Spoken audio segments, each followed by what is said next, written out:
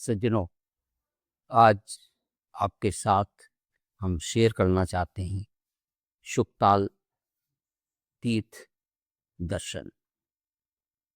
ओम श्री कृष्ण वासुदेवाय हरे परमात्मने प्रणताक्लेशनाशाय गोविंदाय नमो नमः। ये शुकताल तीर्थ श्रीमद् भागवत का उद्गम स्थल है। इसकी प्रेरणा हमको मिली और हम शुकताल तीर्थ के दर्शन के लिए निकल पड़े। और हम यहाँ से नोएडा में से शुकताल तीर्थ के लिए गए। यहाँ से बस जाती है डायरेक्ट हरिद्वार के लिए, तो हमको बीच में ड्रॉप कर दिया उसने मुजफ्फरनगर बाईपास पर। वहाँ से हमको बस मिल गई और हम शुकताल तीर्थ में पहुँच गए। और शुकताल तीर्थ में गंगा का किनारा है, हरे भरे पेड़ है, उद्यान हैं, बहुत सारे आश्रम हैं और उसी में से एक आश्रम है शुकताल तीर्थ आश्रम। ठहरने के लिए बहुत सारी धर्मशालाएं हैं आश्रम में। मैंने दंडीवाड़ा आश्रम से पहले बात कर ली और हम वहाँ पर ठहर गए। और शुकताल तीर्थ में भी ठहरने के लिए हमारा बंदोबस्त हो गया था, लेकिन पहाड़ी पे होने की वजह से हमने दंडी आश्रम में ठहरने का निश्चय किया और हम उस आश्रम में ठहर गए। तो हम शुकताल तीर्थ को मुजफ्फरनगर जिला मुख्यालय से जुड़ा हुआ है। इससे लाभ क्या है? शुकताल तीर्थ जाने का क्यों जाएं?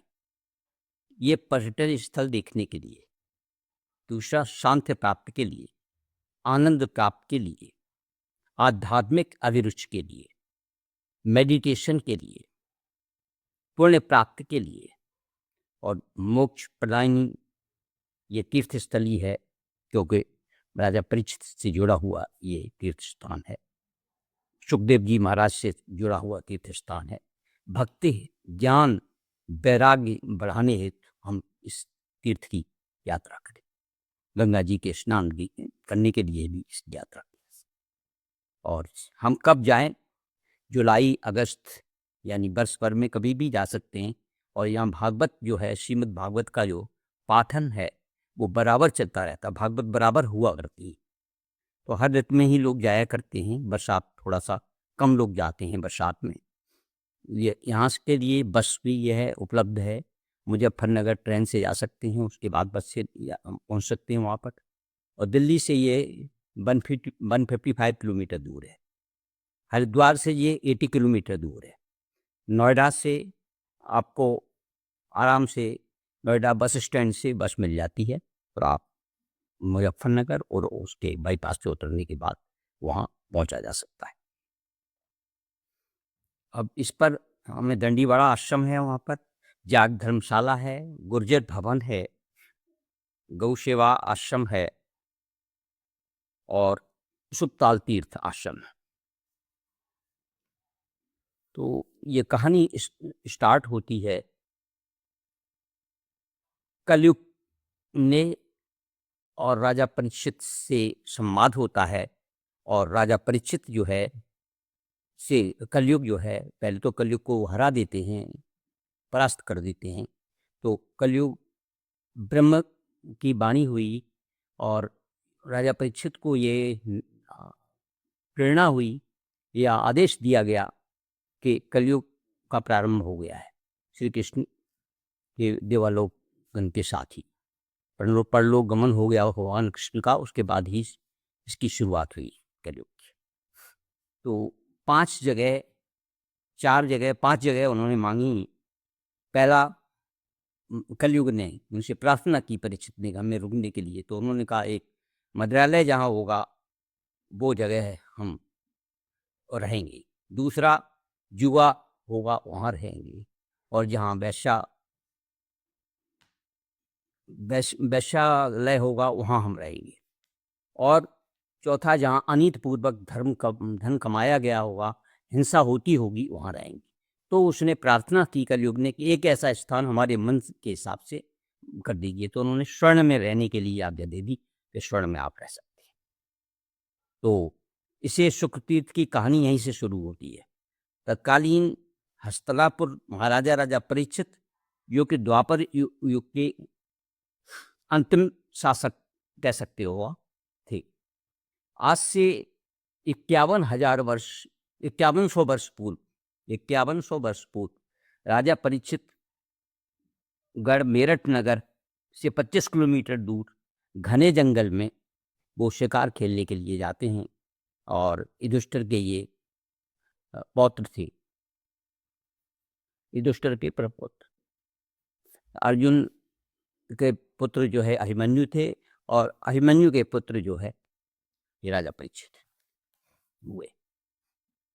तो यहाँ से स्टार्ट होता है कि ये घने जंगल में शिकार खेलने के लिए राजा परीक्षित जाते हैं और वहाँ पर वो भटक जाते हैं और उनको प्यास लगती है और मुकुट धारण किए हुए थे ये स्वर्ण का, और ये राजा जो है शमीक ऋषि के आश्रम में पहुंच जाते हैं और इन्हें भान नहीं होता है और ये उनसे पानी मांगते हैं। वो समाज में राजा ऋषि महाराज बैठे हुए हैं और ये बार बार पानी का आग्रह करते हैं और वो उनकी समाध खुलती नहीं है। तो वो वहाँ मरा हुआ सर पड़ा हुआ था, ये अपने धनुष के कोने से किनारे से उसको उनके गले में डाल देते हैं।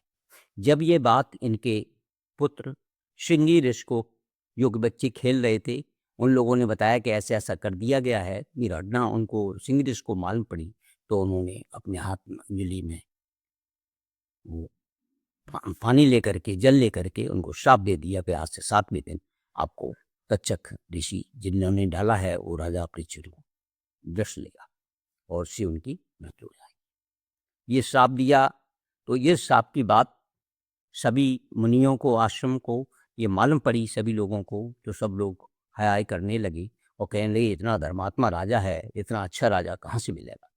ये यहाँ से जो है राजा तक्षक जो है सबको काटेगा, ये सबको जैसे जैसे पता लगती गई तो राज्य में हाहाकार मच गया और भी अपने पुत्र जन्मेजय को राजा परीक्षित ने गद्दी सौंप दी और वो अपने जंगल के लिए निकल पड़े। तो चलते चलते वो जो है मुजफ्फरनगर के पास जो सुखताल तीर्थ है आज का, उसके जंगलों में, घने जंगलों में पहुँच के, इनका ये साम्राज्य था चारों तरफ, तो वो वहाँ पहुँच जाते हैं और उसके जो अर्चय जो वृक्ष है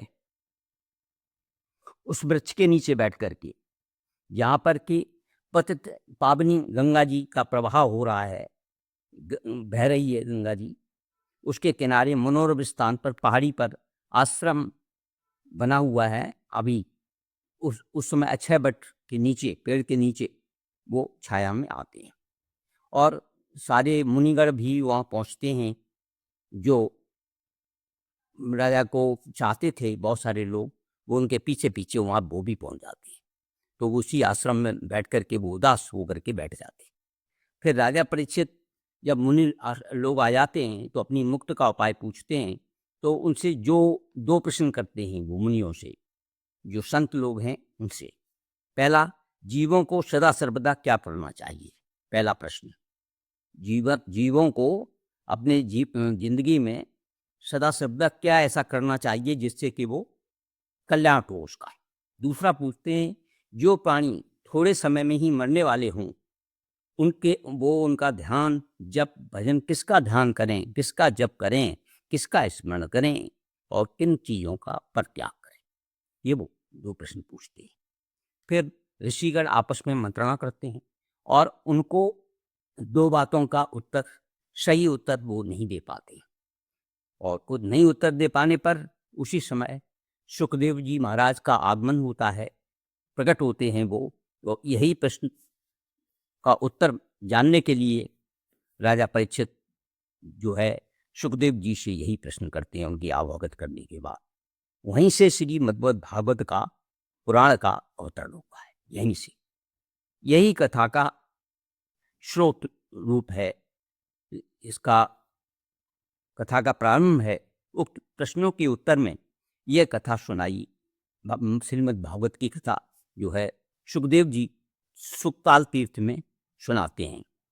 इसीलिए इसको श्रीमद् भागवत की जन्मस्थली भी कहा जाता है, उद्गम स्थली भी कहा जाता है, क्योंकि राजा परीक्षित ने जो ऋषियों के साथ बैठ कर के ये कथा सुनी, तो उन कथा में भक्ति और तपस्या के साथ के रंग में भीगा हुआ यहाँ पर लोग भाव विभोर होकर भक्त में डूबकर अलौकिक आनंद अनुभव करते हैं इस वृक्ष के नीचे बैठकर।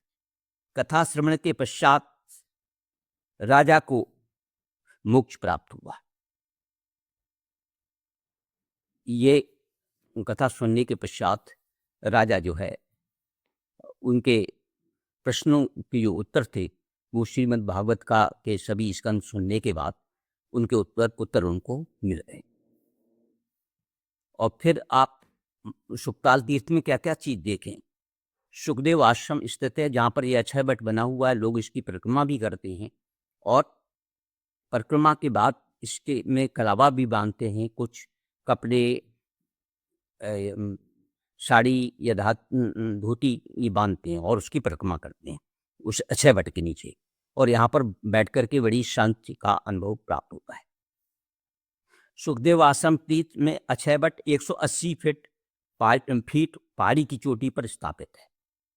यह यहाँ पर बैठकर भी सुखदेव जी महाराज ने करीब 5100 वर्ष पूर्व महाभारत कालीन के पांडवों के वंशज अभिमन्यु पुत्र हस्तिनापुर राजा परीक्षित द्वापर के अंतिम शासक को शाप मुक्त के लिए श्रीमद् भागवत का उन्होंने उपदेश दिया था सुखदेव जी महाराज ने। तो सुखदेव ये अक्षय वट कहाँ स्थित है, उसी सुखदेव आश्रम में ही अक्षय वट के समीप सुखदेव मंदिर है, वहाँ पर पादुकाओं के चिन्ह बने हुए हैं। उसी के सामने भव्य मूर्ति श्री कृष्ण भगवान की भी सुशोभित है, अभी मंदिर बन गया है वहाँ पर। और उसके दक्षिण भाग में सुखदेव जी दूसरी तरफ मंदिर में राजा परीक्षित विराजमान हैं। उनके आगे दाईं ओर महेश वेदव्यास, वशिष्ठ जी व विश्वामित्र, बाएं ओर शमीक ऋषि, संगी ऋषि आदि विराजमान हैं। तो श्री कृष्ण जी का मंदिर है, श्री कृष्ण जी के भगवान की बीच में मूर्ति सुशोभित है और बाएं और दाएं वो ऋषियों के मूर्तियां बनी हुई हैं।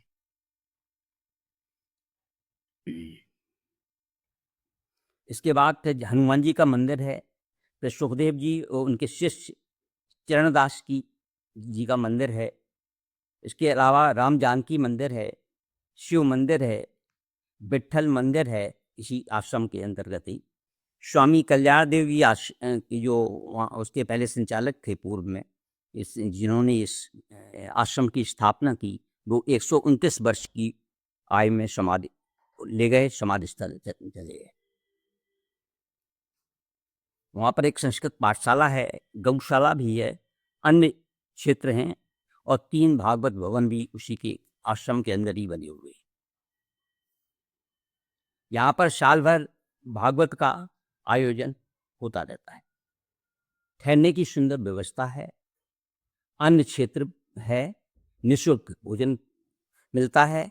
प्रतिवर्ष हजारों की संख्या में दर्शनार्थी यहाँ पर आते हैं।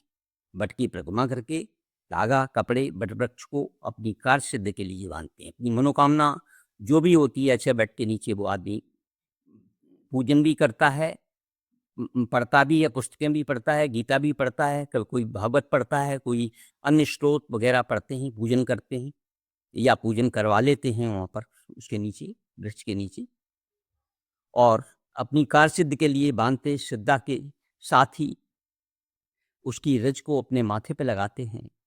अपने को रज लगा करके अपने माथे पर वो अपने को धन्य समझते, शांत और परम आनंद का अनुभव करते हैं उस वृक्ष के नीचे।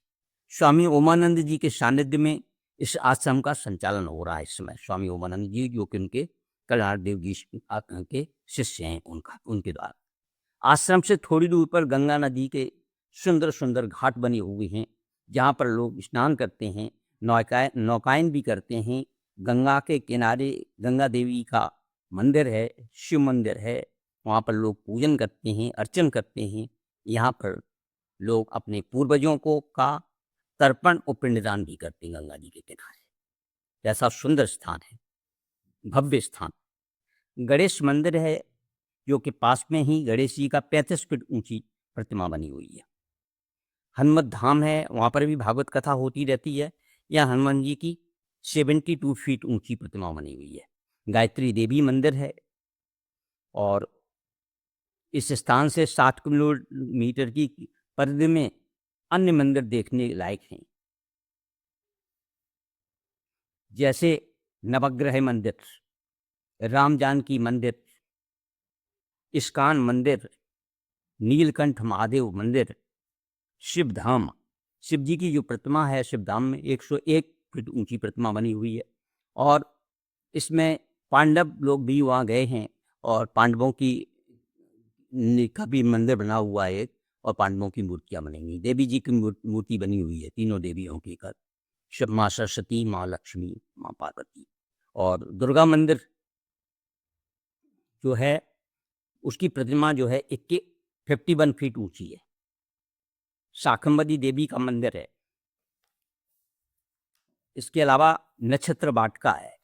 नक्षत्र वाटिका में 27 नक्षत्रों से जुड़े हुए पौधे लगे हुए हैं। इनको लगाने का उद्देश्य जो है शांत, स्वास्थ्य और खुशहाली प्रदान करना, और यहाँ से निगेटिव एनर्जी नष्ट होती है, निगेटिव एनर्जी खत्म होती है और पॉजिटिव एनर्जी इसमें आती है नक्षत्र वाटिका में, ऐसा कहा जाता है। तो ये नक्षत्र वाटिका 27 नक्षत्र हैं। नक्षत्रों के हिसाब से ये हम अपने दूसरे वीडियो में लेंगे कि किस नक्षत्र में कौन सा पौधा लगाना चाहिए, उसका पूजन करना चाहिए। ये ज्योतिष का विषय है, तो इसको फलक से हम फिर अपना एक वीडियो तैयार करें। तो इन सभी आश्रमों में भागवत भवन के हॉल बने हुए, जहाँ पर भागवत होती रहती है। बराबर साल भर भागवत वगैरह होती रहती है।